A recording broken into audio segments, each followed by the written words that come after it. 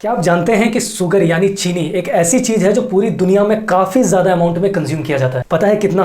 175 million metric ton per year. और यही वजह है कि शुगर एज अ टर्म अपने आप में काफी ज्यादा पॉपुलर है, इतना कि एंटरप्रेन्योर्स अपने कंपनी के ब्रांड नेम्स और प्रोडक्ट इसी के नाम पे रखना प्रेफर करते हैं, जैसे कि विनीता सिंह की शुगर कॉस्मेटिक्स। और अब तो शुगर के नाम पे पूरी की पूरी एक इंडस्ट्री इवॉल्व हो चुकी है, जिसे पॉपुलरली शुगर रिलेशनशिप इंडस्ट्री कहा जाता है। जी हाँ दोस्तों, एक ऐसी रिलेशनशिप की इंडस्ट्री जिसमें म्यूचुअल बेनिफिट के लिए रिश्ते बनाए जाते हैं। और इस इंडस्ट्री से आज के डेट में लोग इतना पैसा कमा रहे हैं, वो भी इतने कम समय में, जिसकी कल्पना भी नहीं की जा सकती। और यही रीजन है कि मात्र 15 साल में ये इंडस्ट्री इतनी पॉपुलर हो गई है कि इस रिलेशनशिप को स्टैब्लिश करने के लिए 100 से भी ज्यादा ऐप्स और डेटिंग वेबसाइट्स हैं। और इतना ही नहीं, इंडिया में इसकी पॉपुलैरिटी काफी तेजी से बढ़ रही है। तो क्या है ये शुगर रिलेशनशिप और कैसे ये पूरी की पूरी इंडस्ट्री ऑपरेट कर रही है, आइए समझने की कोशिश करते हैं आज के इस वीडियो में। A lot has changed between the sexes since the feminist movement got women into the workplace and gender equality became a widely held value. A very ordinary person put into a very extraordinary situation. Right now, this adult entertainer is one of the most talked about women in American politics. I'm not a liar, and I am not a gold digger. Tell me louder! Who is your daddy? You are my daddy! देखिए, किसी भी relationship की तरह sugar relationship भी एक ऐसी relationship होती है जो दो लोगों के बीच में स्टैब्लिश करी जाती है, जिससे दोनों को म्यूचुअल बेनिफिट हो सके। अब कुछ लोग बोलेंगे कि भाई हर रिश्ता बेनिफिट के लिए नहीं होता। हाँ, सही बात है, लेकिन जो रिश्ते बनाए जाते हैं उसमें म्यूचुअल ट्रांजैक्शन होता ही है। पर जो मेन डिफरेंस है इस रिलेशनशिप और बाकी के रिलेशनशिप में, वो ये है कि यहाँ पे एक तरफ होते हैं शुगर डैडीज और शुगर ममास, जो बेसिकली उम्र में काफी बड़े होते हैं और फाइनेंशियली रिच भी। अकॉर्डिंग टू seekingarrangement.com एक एवरेज शुगर ममा और शुगर डैडीज की जो एज होती है वो होती है 45 ईयर्स, और वहीं उनकी एवरेज एनुअल अर्निंग होती है 1,76,000 यूरोस, जो बेसिकली इंडियन रुपीज में 1.5 करोड़ के आसपास होती है। और वहीं दूसरी तरफ जिनसे ये शुगर डैडीज और शुगर ममाज रिलेशनशिप स्टैब्लिश करते हैं, उन्हें कहा जाता है शुगर बेबीज, जो उम्र में उनसे काफी छोटे होते हैं और फाइनेंशियली वीक भी। According to research scholar Jacqueline Modial, एक एवरेज शुगर बेबी की एज 20 ईयर्स के आसपास होती है, जो मोस्टली कॉलेज गोइंग स्टूडेंट्स होते हैं। ये दो पार्टीज आपस में स्टैब्लिश करते हैं एक म्यूचुअल बेनिफिशियल रिलेशनशिप, जहां शुगर डैडी और शुगर मामा अपने शुगर बेबीज को फाइनेंशियल असिस्टेंस प्रोवाइड करते हैं और बदले में शुगर बेबीज अपनी सर्विसेज। और ये सर्विसेज कुछ भी हो सकती है जो दोनों रिलेशनशिप में एंटर करने से पहले म्यूचुअली डिसाइड करते हैं, जैसे कि एक दूसरे के साथ रहना, बातें करना, कंपेनियनशिप प्रोवाइड करना, और यहाँ तक कि सेक्स भी। और मोस्ट ऑफ द केसेस में टाइम पास और सेक्स तो इन्वॉल्व होता ही है। और यही रीजन है कि एक शुगर बेबी काफी कम समय में काफी ज्यादा पैसे कमा लेते हैं। अब सबसे बड़ा सवाल यहाँ पे ये उठता है कि इस तरीके की रिलेशनशिप को शुगर रिलेशनशिप क्यों कहा जाता है, और इस रिलेशनशिप में इन्वॉल्व पर्सन को शुगर बेबीज और शुगर डैडीज ही क्यों कहा जाता है, जबकि यहाँ पे बाप बेटी जैसा कहने को कुछ है नहीं। तो दोस्तों, इसके पीछे एक काफी दिलचस्प कहानी है।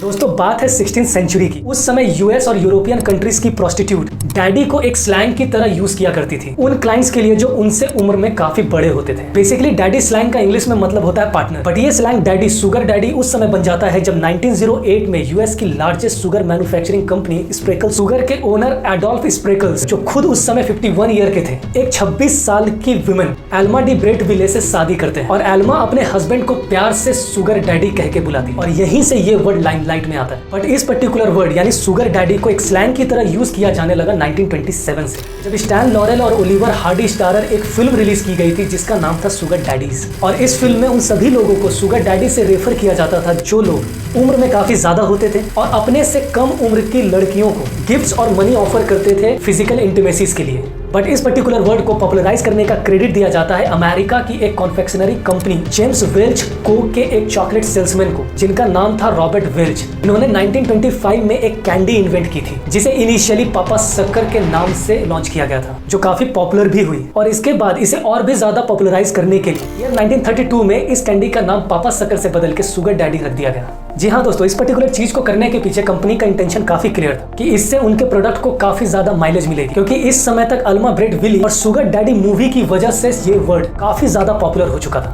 और इसके 3 साल के बाद ईयर 1935 में कंपनी एक और कैंडी लॉन्च करती है, इसका नाम रखा जाता है शुगर बेबीज, और यहीं से ये वर्ड इन्वेंट होती है। चीजों को थोड़ा फास्ट फॉरवर्ड करते हैं और वापस आते हैं अपने टॉपिक पे। अब आप सभी को ये आइडिया तो लग ही गया होगा कि ये कॉन्सेप्ट इतना नया नहीं है, और ये इंडिया के लिए भी कोई नया कॉन्सेप्ट नहीं है, क्योंकि इस पे बहुत सारी मूवीज ऑलरेडी बन चुकी है जिसमें ऐसे रिलेशनशिप को दिखाया गया है, चाहे वो ग्रैंड मस्ती हो या बीए पास। लेकिन सवाल यहाँ पे ये है कि आपकी और हमारी इमेजिनेशन से भी ज्यादा कॉमन ये रिलेशनशिप कैसे हो गई? तो दोस्तों, इसका जवाब है प्रॉब्लम्स। ये हम सब जानते हैं कि जब कभी भी किसी भी सोसाइटी में कोई प्रॉब्लम अराइज होता है तो हम सब इसके सॉल्यूशन ढूंढने लगते हैं। और अगर प्रॉब्लम ना भी हो तो सोसाइटी में ऐसे बहुत सारे गैप्स अवेलेबल होते हैं जिनको किसी ना किसी नए कॉन्सेप्ट से फिल किया जाता है। और आज जिस सोसाइटी में हम रह रहे हैं वो सोसाइटी खुद मल्टीपल क्राइसिस से सफर कर रही है, जिसमें दो सबसे बड़ी क्राइसिस है इकोनॉमिक इनइक्वालिटी और सोशल आइसोलेशन यानी अकेलापन। जहां एक तरफ अमीर अमीर होते जा रहे हैं और गरीब और भी ज्यादा गरीब, और वहीं दूसरी ओर सोशल मीडिया के जमाने में लोग सोशल वैलिडेशन के पीछे भाग रहे हैं, जिसकी वजह से डिप्रेशन, एंग्जाइटी, सोशल आइसोलेशन, अकेलापन, ये सारी चीजें काफी बढ़ गया है। और ये दो प्रॉब्लम सोसाइटी के दो सेक्शन में सबसे ज्यादा प्रेवलेंट है, एक तो यंगस्टर्स और दूसरा एल्डरली पीपल। इन्हीं दो क्राइसिस और ये दो सेक्शन ऑफ सोसाइटी की वजह से शुगर रिलेशनशिप आज के डेट में इतना पॉपुलर हो गया है, क्योंकि रिसर्च के according college student around the world are suffering from financial instability, जिसकी वजह से उन्हें काफी ज्यादा प्रॉब्लम्स का सामना करना पड़ता है, जैसे कि food and housing problem, high cost of living, education loan etcetera.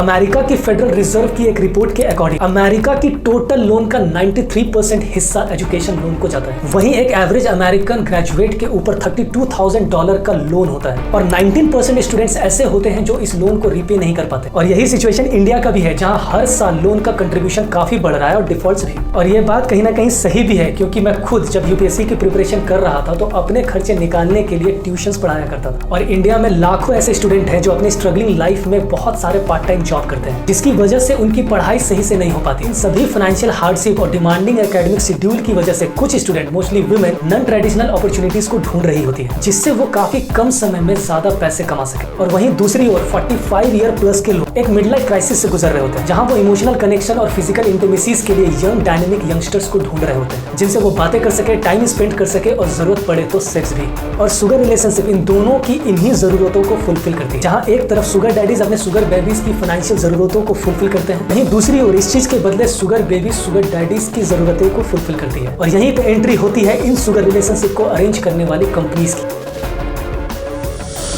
ऐसा नहीं है कि पहले इस तरीके की रिलेशनशिप एग्जिस्ट नहीं करती, बट वो इतना ऑर्गेनाइज नहीं थी। पहले जो भी इस तरीके की रिलेशनशिप होती थी वो मेनली सेक्स वर्क के फॉर्म में होती थी। But sex work college student के लिए काफी रिस्की हो जाता है, क्योंकि एक तो ये इलीगल है और दूसरा इसमें रिस्क बहुत है। वहीं शुगर डेटिंग बिल्कुल एक नई अरेंजमेंट है, जहां एक फाइनेंशियली सक्सेसफुल इंडिविजुअल एक फाइनेंशियली नीडी इंडिविजुअल के साथ रिलेशनशिप एस्टैब्लिश करते हैं, वो भी म्यूचुअली प्री एग्रीड कॉन्ट्रैक्ट्स के साथ, जिसमें दोनों पार्टीज की एक्सपेक्टेशन क्लियरली मेंशन होती है। और यहीं पे एंट्री होती है शुगर डेटिंग साइट्स की, जो इस रिलेशनशिप को काफी ऑर्गेनाइज तरीके से और लीगैलिटीज के साथ एग्जीक्यूट कराती है।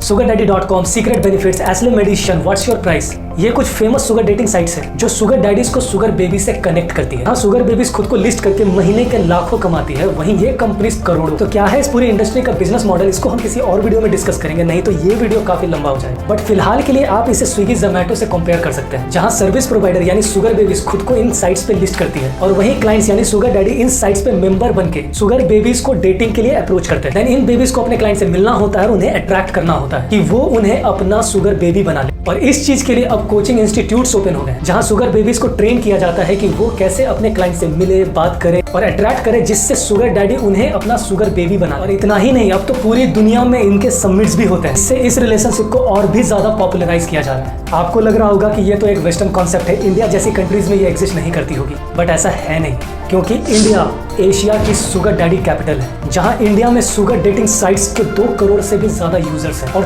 3 लाख से भी ज्यादा शुगर डैडीज। और इतना ही नहीं, सिर्फ मुंबई जैसे शहर में 15,000 से भी ज्यादा शुगर रिलेशनशिप एस्टैब्लिश किए जा चुके हैं और ये इंडस्ट्री इंडिया में काफी तेजी से बढ़ रही है। Seekingarrangement.com की एक रिपोर्ट के अकॉर्डिंग ईयर 2019 एंड 20 के बीच इनके यूजर बेस में 158% का इजाफा हुआ है और वहीं कोविड के बाद इनके यूजर बेस में 500% से भी ज्यादा का इंक्रीमेंट हुआ है। बट इस इंक्रीमेंट के पीछे जो सबसे बड़ा रीजन एक्सपर्ट्स हाईलाइट करते हैं वो है इकोनॉमिक इनइक्वालिटी, जहां एक तरफ कोविड के बाद लोग ज्यादा अनएम्प्लॉयड हो गए हैं, वहीं बिलियनियर्स के वेल्थ में काफी ज्यादा इंक्रीमेंट हुआ है। अब सबसे बड़ा सवाल यहाँ पे ये उठता है कि क्या ये एक लीगल प्रोस्टिट्यूशन नहीं है?